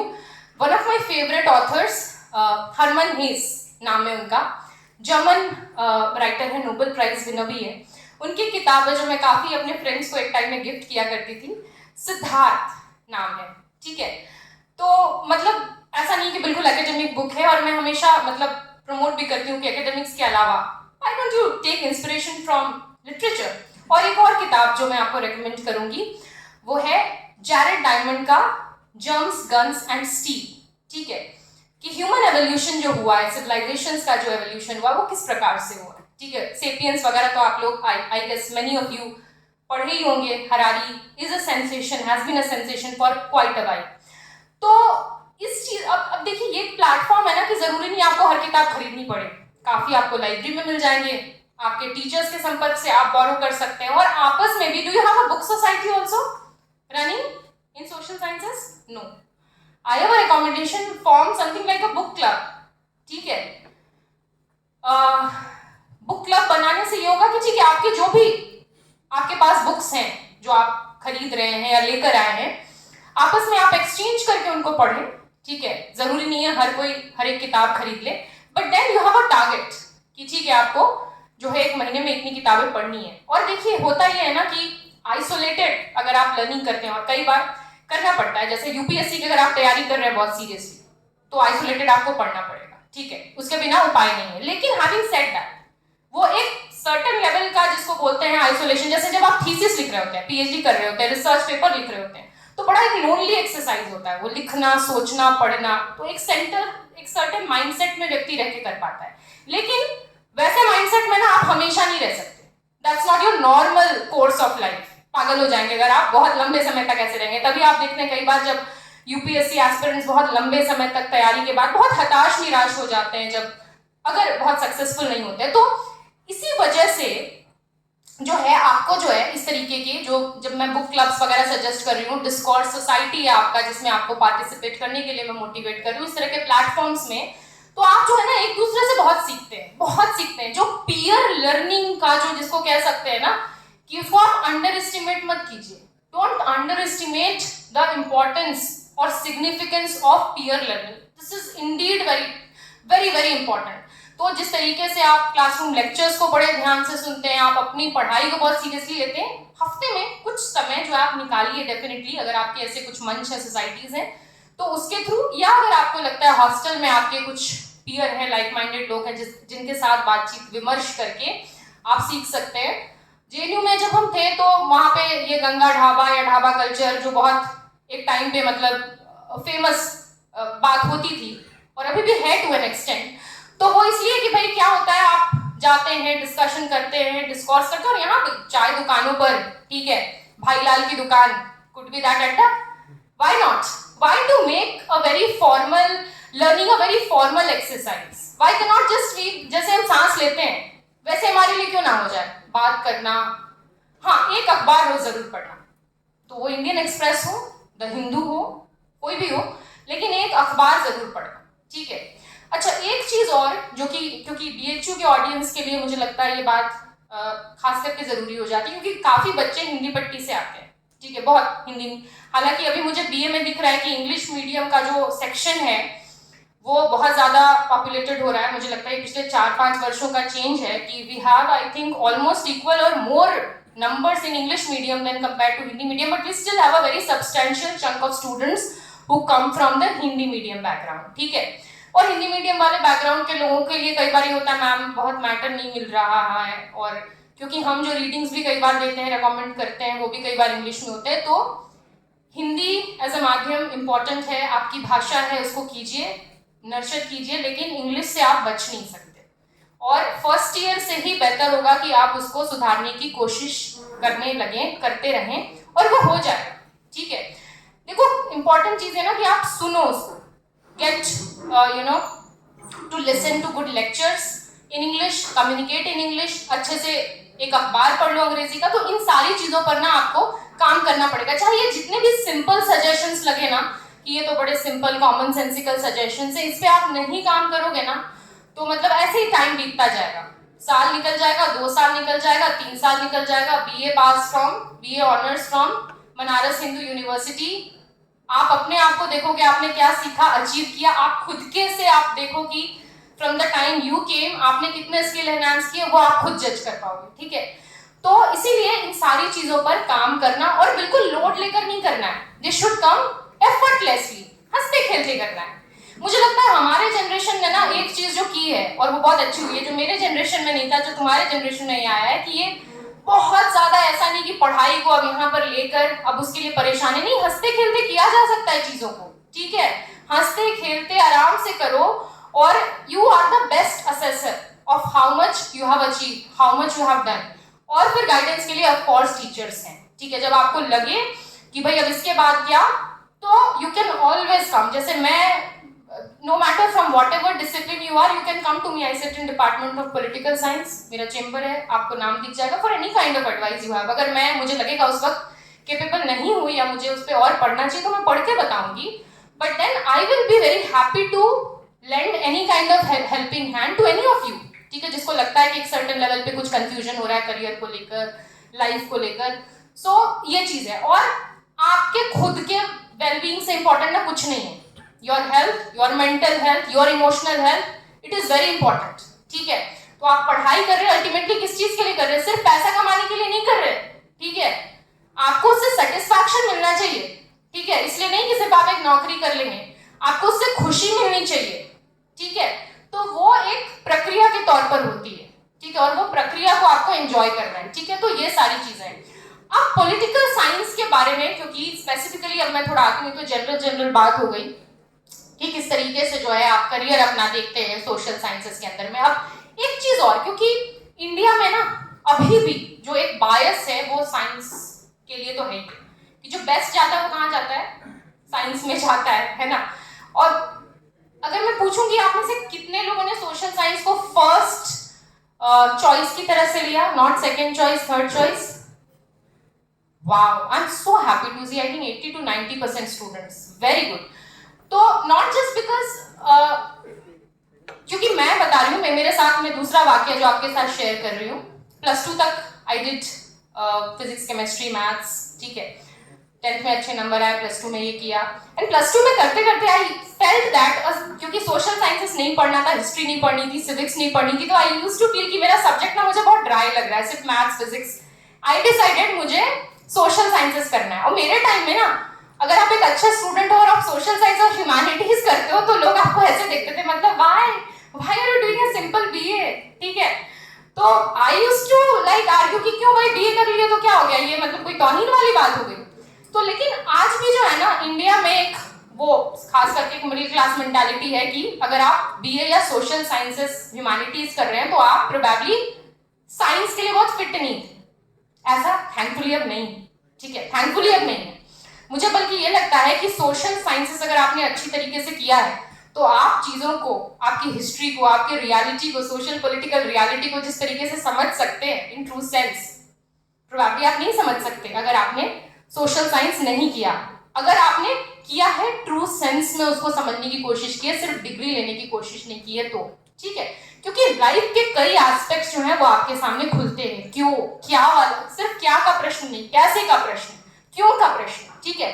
क्योंकि कई सारे ऐसे सवाल है ना बच्चों जो पेरेनियल इंपॉर्टेंस के सवाल हैं, जो कि कभी भी अपने इंपॉर्टेंस में ना खत्म नहीं होंगे, चाहे हम कितने भी एडवांस हो जाएं। तो आज हमारे सामने technological disruption, artificial intelligence, climate change, ये सारे कैसे बहुत हीटेड मुद्दे हैं ना, बहुत जिनको हम देखते हैं कि एकदम ऐसे चैलेंजेस है जो ह्यूमैनिटी को एकदम बिल्कुल चैलेंज पे ले आए। भाई एआई आने के बाद हमारा क्या सिग्निफिकेंस रह जाएगा, हम कैसे कंट्रीब्यूट कर पाएंगे, हमारे सोचने बोलने का कोई मीनिंग है जब चैट जीपीटी निकाल ही दे रहा है, कुछ भी उसमें दे दो निकल कर आ जा रहा है, उसका कोई सिग्निफिकेंस है? ये सारी चीजों पे हम सोचते रहते हैं, लेकिन है सिग्निफिकेंस, क्योंकि ह्यूमन थिंकिंग को रिप्लेस नहीं कर सकता आर्टिफिशियल इंटेलिजेंस, नहीं कर सकता। उसको रन करने वाला ना फिर भी ह्यूमन बीइंग ही होगा, ठीक है। तो उन चैलेंजेस के लिए हम अपने आप को कैसे प्रिपेयर कर रहे हैं, ठीक है, it is very important. And that is why जितना मेरे जनरेशन में इंपॉर्टेंट नहीं था ना सोचना, लिखना, बोलना, पढ़ना, वो आपके जनरेशन के लिए ना कहीं ज्यादा गुना ज्यादा इंपॉर्टेंट हो गया ये सारी चीज। कोई भी डिसिप्लिन आप पढ़ रहे हो, ठीक है, तो वो चीज जो है आपको काम करना पड़ेगा उस पर, ठीक है। और उनके अलग अलग माध्यम हैं, इन चीजों पे बात की। अब जो है पॉलिटिकल साइंस, सिविल सर्विसेज जो फर्स्ट ऑप्शन, आप में से कई लोगों ने लिया भी इसलिए होगा क्योंकि एक सब्सटैंशियल पार्ट ऑफ जीएस और मेंस के लिए बहुत इंपॉर्टेंट विषय के तौर पर political science and international relations आता है। बीएचयू का सिलेबस भी ऐसा है कि यूजीसी नेट और जो पॉलिटिकल साइंस मेंस का भी सिलेबस है काफी कुछ जो है मैच करता है, अगर आप बीए और एमए का सिलेबस निकाल कर देखें, ठीक है। तो ऑफ कोर्स वो एक चॉइस तो है ही है, लेकिन सिलेबस भर कम कर लेने से एडमिनिस्ट्रेटर नहीं बन जाएंगे आप, बिल्कुल नहीं बनेंगे। ये सारे स्किल्स जो हैं आपको from the very first day you have to nurture within yourself. दूसरा बहुत इंपॉर्टेंट चॉइस प्रोफेसर। काफी लोग जो है 5-7 लोगों ने हाथ खड़ा किया अगर आप एकेडमिक्स में आना चाहते हैं, ठीक है। तो थोड़ा पेशेंस चाहिए उसके लिए, then you have to be little patient, क्योंकि आप बीए करेंगे, मास्टर्स करेंगे and then you will be doing your PhD which will take anywhere between at least 3 years to 4-5 depending upon कितनी जल्दी और कितना आपका काम आराम से हो जाता है, ठीक है। और ये सारे फैक्टर्स, ठीक है। तो थोड़ा पेशेंस चाहिए उसके लिए। फेलोशिप्स हैं जो प्रोवाइड करती है गवर्नमेंट, अगर आपको जेआरएफ मिल जाता है, junior research fellowship UGC provide करती है तो बहुत अच्छा। नहीं मिलता है, यूनिवर्सिटी फेलोशिप भी है जो कम है, बट जनरली कोशिश ये करना चाहिए कि आप जो है फेलोशिप, लेकिन वो लंबी चीज है और पेशेंस चाहिए उसके लिए, और एक रिसर्च बेंट ऑफ माइंड भी चाहिए। क्योंकि देखिए दो अलग अलग चीजें तो हैं, रिसर्च और टीचिंग, लेकिन टीचिंग का रास्ता ना रिसर्च से ही निकल कर जाता है। कुछ लोग होते हैं जो रिसर्च में बहुत अच्छे हों और रिसर्च में बहुत अच्छे हो उनको टीचिंग कम एंजॉयबल लगे, कुछ लोगों को नेचुरल टीचर्स होते हैं टीचिंग में बहुत अच्छा लगे, लेकिन जो रास्ता है वो उसी से होकर जाता है। और आज हाल फिलहाल के दिनों में क्योंकि रिसर्च में पोजीशंस कम हो गई हैं यूनिवर्सिटीज में, तो पीएचडी में एडमिशन मिलना थोड़ी टेढ़ी खीर हो गई, ठीक है। लेकिन मुझे लगता है कि अगर आपके ये स्किल्स आपके साथ हैं तो आप कर लेंगे, ठीक है, आप बिल्कुल कर लेंगे। क्योंकि नहीं केस आपको एक एग्जाम देना होता है जो यूनिवर्सिटी का एग्जाम हो जाए, या एक कॉमन एंट्रेंस टेस्ट होता है जो आपको निकालना होता है, और उसके बाद then you have to interview या जीडी ग्रुप डिस्कशन कहीं कहीं पे होता है, but most of the places आपको जो है इंटरव्यू फेस करना होता है, वाइवा फेस करना होता है, जो कि मोस्टली आपके किसी स्पेसिफिक रिसर्च टॉपिक पर आपको जो है जिस पर आपको एक प्रपोजल बनाना होता है उसके हिसाब से आपको, तो वो आपके लिए एक लंबी चीज है क्योंकि आप बीए वाले बच्चे हैं।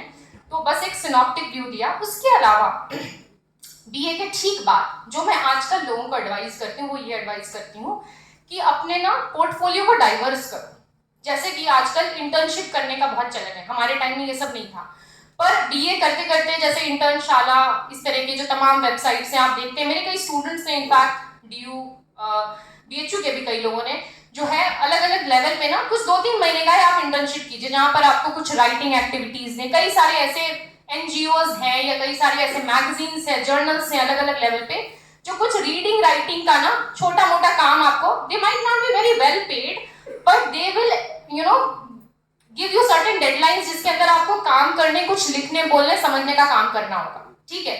तो उस तरीके की इंटर्नशिप्स आप कीजिए। और बीए के बाद आपके सामने कई सारे फेलोशिप्स हैं, जैसे गांधी फेलोशिप, पिरामल फाउंडेशन का बहुत ऐसा नहीं कि वो सिर्फ बीए सोशल साइंसेस के लिए ओपन है, कोई भी सब्जेक्ट में अगर आप ग्रेजुएट हैं, एक भूमि फेलोशिप आती है अजीम प्रेमजी फाउंडेशन की, रूरल लेवल पे कम्युनिटी डेवलपमेंट के लेवल पे अगर आप काम करना चाहते हैं उसके लिए वहां पर है। और अब तो कई सारे जो है जैसे chief ministers good governance fellowship है हरियाणा गवर्नमेंट का, अराउंड 50,000 दे पे।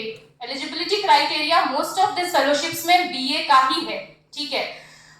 मास्टर्स करने के बाद भी कई लोग जाते हैं, कहीं 30 से लेके 50,000 के बीच में वो लोग पे करते हैं। जन स्वराज फेलोशिप आया है प्रशांत किशोर वाले ऑर्गेनाइजेशन का, ठीक है, दे ऑल्सो पे अराउंड 50,000 आई थिंक, ये लास्ट ईयर ही आया है, मेरे कई स्टूडेंट्स ने ज्वाइन किया है।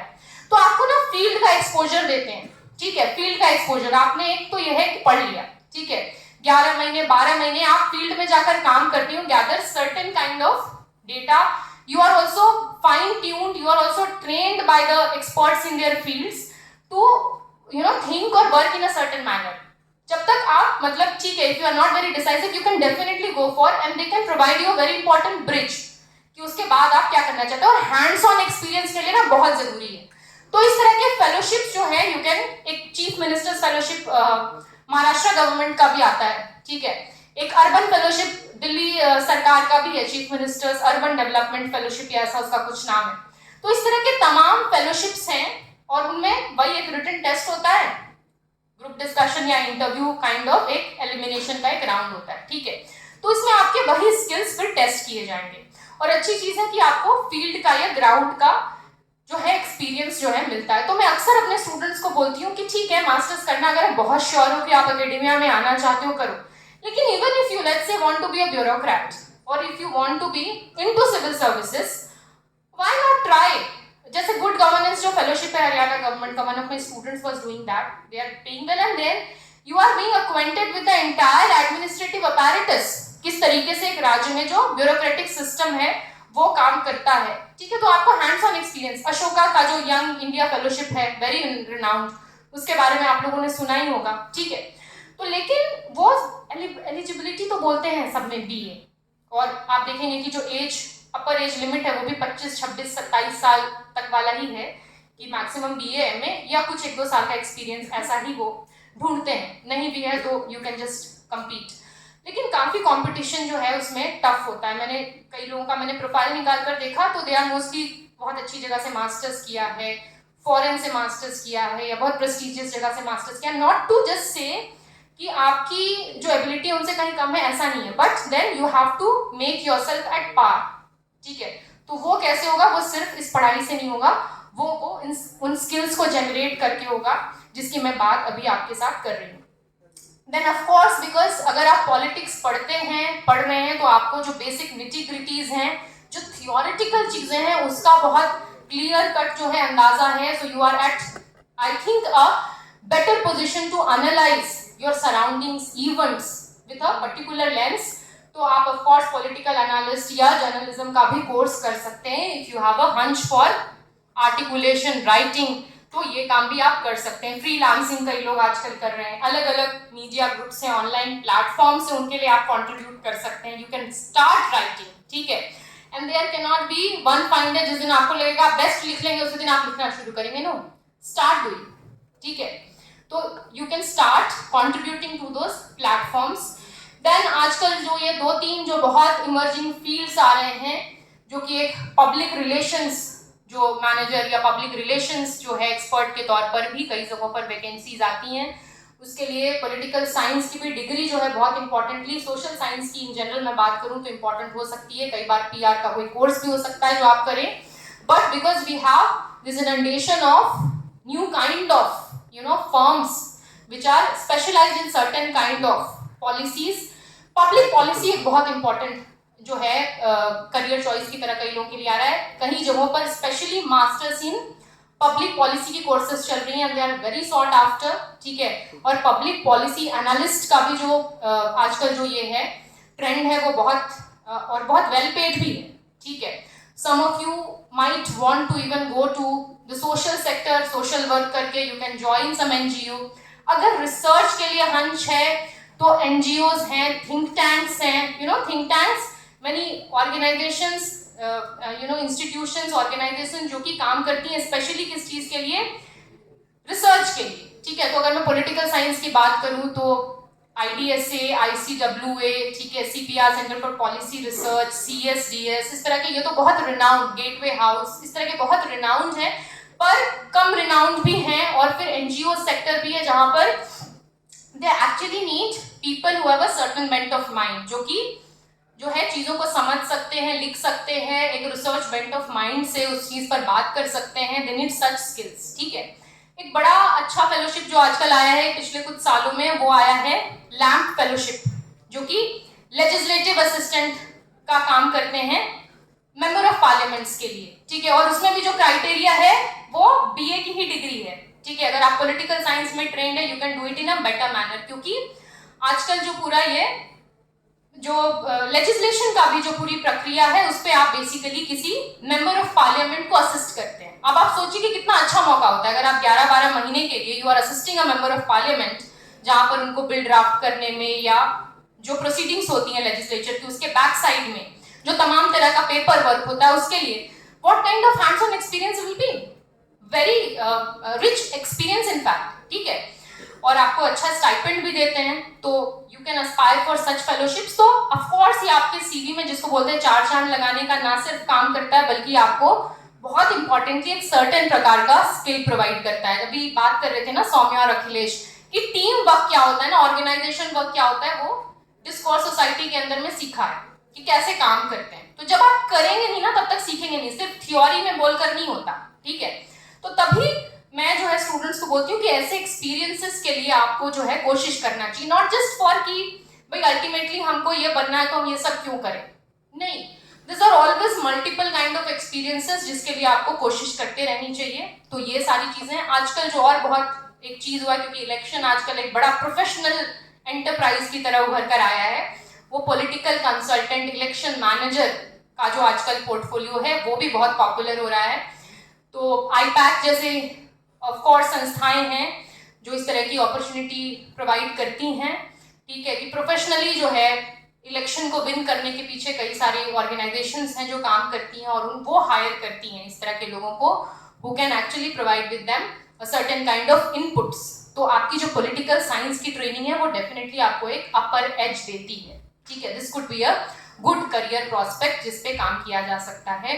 काफी लोग जो है इसमें से लॉ को भी जो है हो सकता है, पॉलिटिकल साइंस और लॉ, क्योंकि मुझे लगता है एक कॉम्प्लीमेंटारिटी तो है ही है इन दो विषयों में। लॉ परस्यू करना अगर चाहते हैं तो वो भी आपके लिए बहुत अच्छा ऑप्शन है, और एकेडमिक्स और टीचिंग तो है ही है। नीडलेस टू सी, टीचिंग के लिए आपको, नीडलेस टू से आपको BEd और MAd इस तरह की जो है डिग्रीज चाहिए। तो मुझे लगता है कि ये तमाम ऑप्शंस, लेकिन ये सारे ऑप्शंस ना, मैं फिर भी बोल रही हूँ, इन सारे ऑप्शंस में सिर्फ ऐसा नहीं कि आप डिग्री लेकर और अचीव कर लेंगे कुछ चीजें। इन सारे ऑप्शंस में जो इंपॉर्टेंट चीज है वो ये है कि ये स्किल सेट, जिसकी मैं बार बार बात करूँ, एक स्किल सेट जो कि आपके लिए बहुत इंपॉर्टेंट है, और आपको कंटिन्यूअस प्रयास में रहना चाहिए कि ये स्किल सेट जो है आप अपने अंदर लाएं, डेवलप करें। एक दिन में नहीं आएगा, धीरे धीरे कर आएगा, और उस चीज के लिए आपको सचेत रहना है, ठीक है। तो इसी बात के साथ मैं अपनी बात को रोकती हूँ और आपको वेलकम भी करती हूँ, जो फर्स्ट ईयर वाले हैं उनको, कि आप इस यूनिवर्सिटी का हिस्सा बने, पार्ट बने। And let me tell you, this will be the best times of your life. This university life जो BA का टाइम होता है, this will be the best time of your life. Make not just most use of it, make this phase the most enjoyable part of your life. Learning को भी आप जो है अच्छी तरीके से हंसते खेलते करें, और ऑफ कोर्स आपके मेंटर्स हैं आपके लिए, तमाम ये क्लब्स हैं, सोसाइटीज हैं जिसके साथ आप जुड़े रहकर अपने आप को और ज़्यादा समृद्ध बना सकते हैं। All my best wishes, and this is how I would like to conclude. Thank you so much.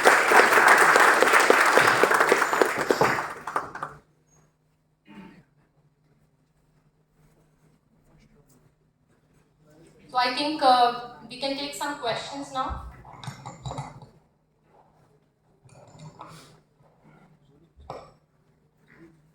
Do we have some ready-made set of questions?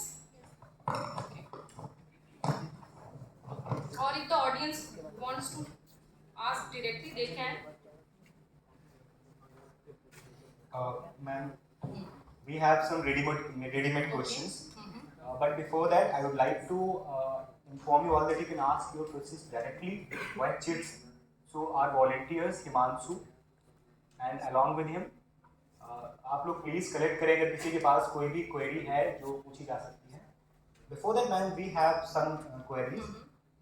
That is आपने एड्रेस किया था इंटर्नशिप्स का इशू कि आप कैसे आपके पोर्टफोलियो को diversify कर सकते हैं.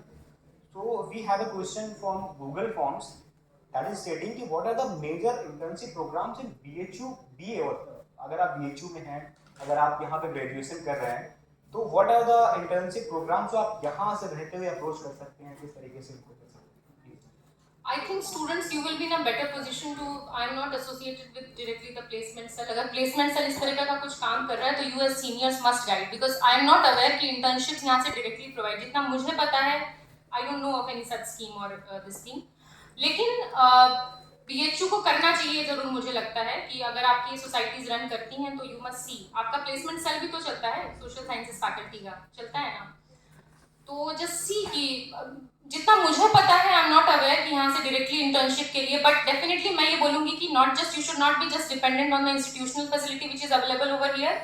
Try making your own portfolio online social media पे या इस तरह के जो भी प्लेटफॉर्म्स है वहाँ पर आप अपना CV डालो, ठीक है, and wait for the right kind of call for you to come. तो यू कैन. और देखो आपको खुद प्रयास करना पड़ेगा. जैसे मैंने बोला आपको नेटवर्किंग करनी है, ठीक है, तो नेटवर्किंग करने के लिए मतलब यू विल, आपको नेटवर्किंग ऐसे नहीं हो जाएगी. You need a certain kind of. आप किस चीज़ पर बात करोगे? मान लो आपके फील्ड का कोई आपको जानकार मिलता है, ठीक है, तो आपको बातचीत करने के लिए भी तो कोई कॉमन लाइन ऑफ थिंकिंग चाहिए ना. So you need to enhance your skills to also be able to network, ठीक है.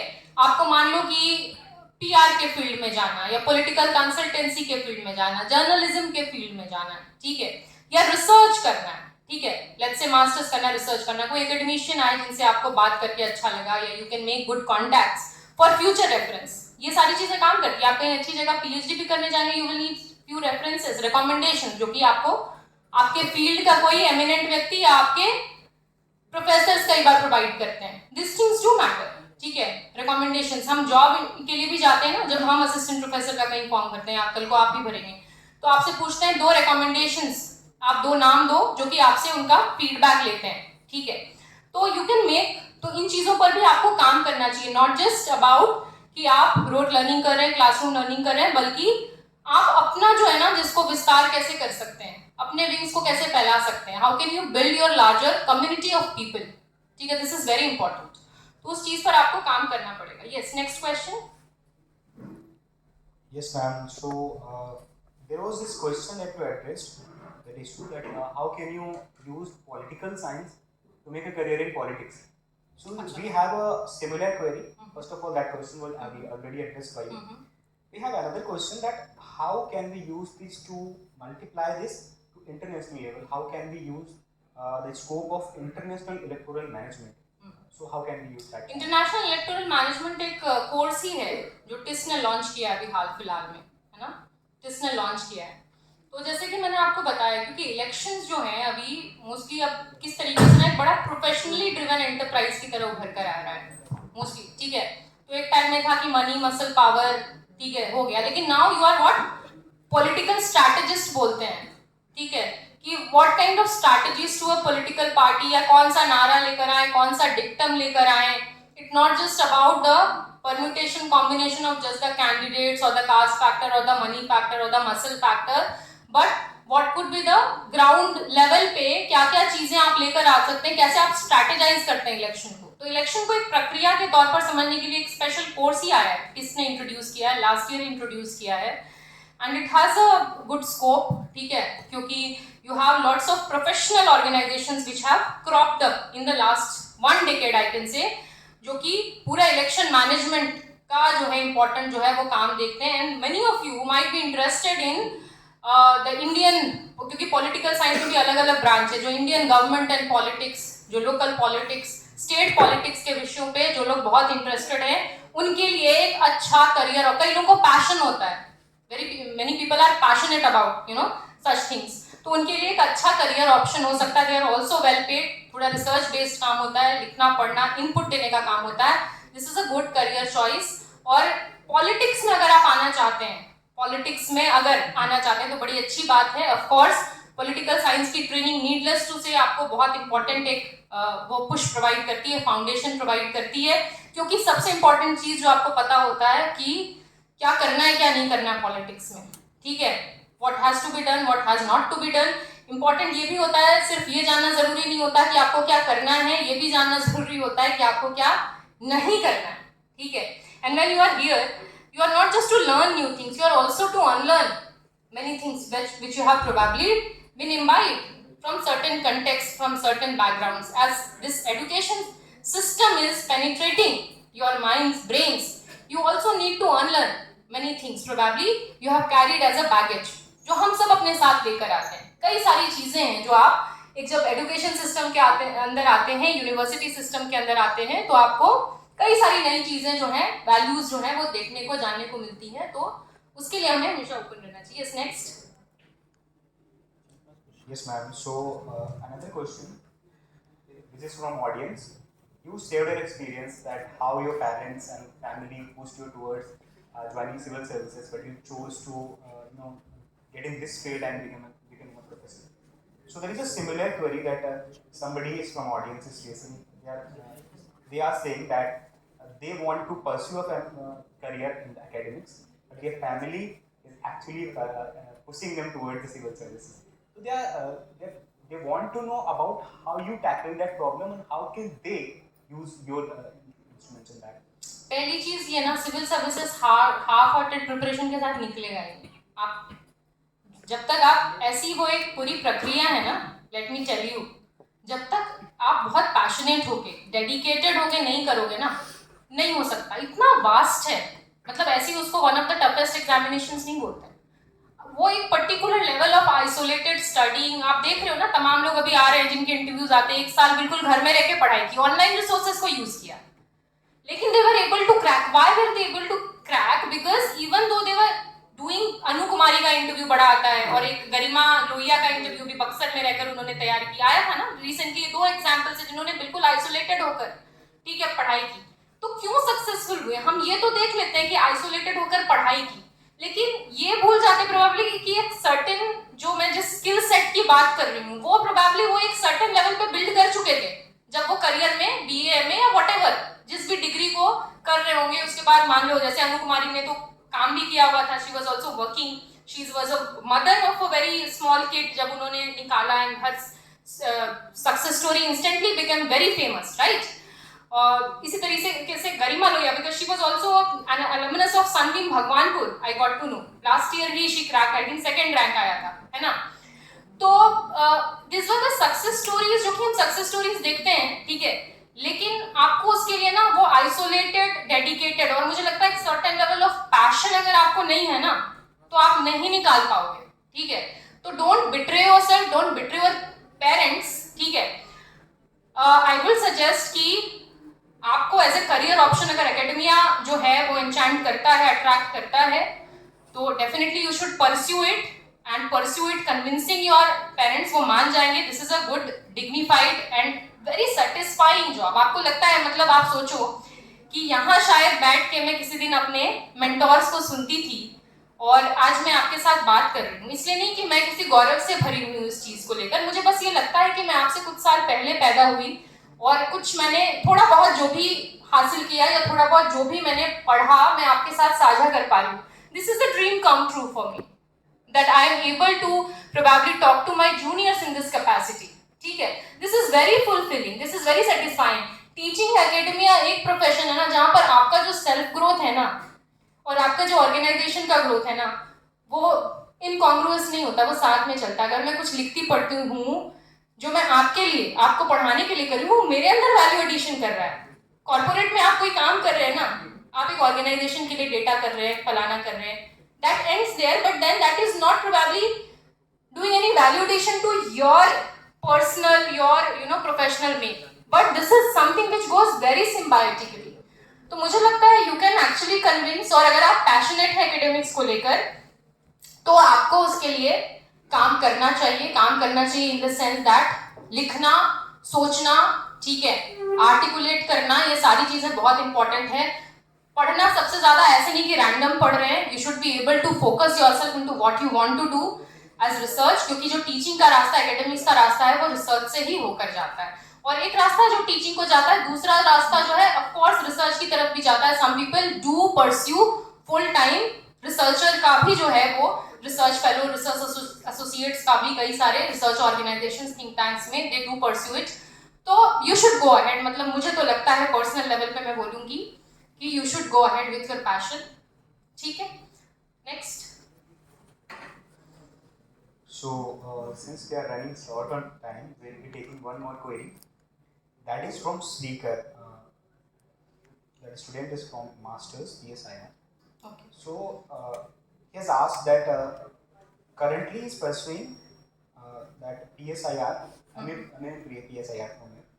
PSIR यहाँ तो Yes, पॉलिटिकल साइंस का ही मास्टर्स चलता है. So, the main query is that he is totally aligned towards civil services. Good. Tearing into it, is going towards it. But now, just because he was initially he was from commerce background, so he has no exposure of PSIR.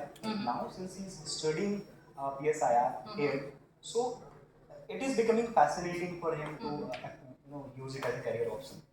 So his main question is it too late for him to switch sides, career switch, because initially he has been studying commerce background से. Commerce plus 2 तक ही तो किया होगा अगर BHU से masters करें, क्योंकि BHU में we know that we have this criteria कि आप अगर बीए में पॉलिटिकल साइंस नहीं किए हैं तो you can not do masters here because we have this elimination. अगर कोई अपने आप को इंडिविजुअली आइडेंटिफाई नहीं भी करना चाहता, so far we have it, probably new education policy में हम ऐसा नहीं कर पाएंगे, then you can always switch. You have so many examples. engineering background के लोग, commerce background के लोग, medical background के लोग optional में they take social sciences का subject and then they can do it. ठीक है, टाइम लगता है मे बी कई चीजों को fast forward. See the thing is कि आपको लगता है ना कई स्किल्स है, मान लो आपने कॉमर्स ही किया है, साइंस ही किया है, कई स्किल्स है, आपने बीएससी भी किया है, कॉमर्स भी किया, मान लो मैं एग्जांपल दे रही हूँ, आर्ट सोशल साइंसेस किया, ये 3 ऑप्शंस है जो हमको लार्जली दिखता है इंडिया के एजुकेशन सिस्टम में. तो कई स्किल्स है जो आप इनहेरेंटली, मतलब अगर आपने सीरियसली पढ़ाई की किसी भी सब्जेक्ट में की है, ठीक है, analytical skills, articulation skills, articulation as in writing and speaking, जो आपको अगर आपने सीरियसली पढ़ाई की है तो आपने ऑफ कोर्स उसको नर्चर किया ही किया है. Then you have to come to the domain knowledge, subject knowledge. ठीक है, then you can shift. It might take 1-1.5 साल का टाइम लगता है, ठीक है, जो कोर्स के हिसाब से चीजों को समझने में, बट देन आपका जो वो स्किल है वो इसके साथ में you can do it. So I don't see any as such problem. काफी लोगों ने किया है. You should not be demotivated just for the fact that you have done so far commerce और अब आप पॉलिटिकल साइंस करना चाह रहे हैं. No, I don't think so. You can always do it and if you are, I think, passionate enough, motivated enough, concentrated enough, you will be able to actually crack it. वो confidence जो है वो जरूरी होता है कि हाँ आप इस चीज के लिए हैं और आपको ये लगता है कि इस चीज के लिए है तो डेफिनेटली. ठीक है, Thank you, ma'am. okay, We are done with the queries. okay, thank you so much for your A attention. huge round of applause for ma'am.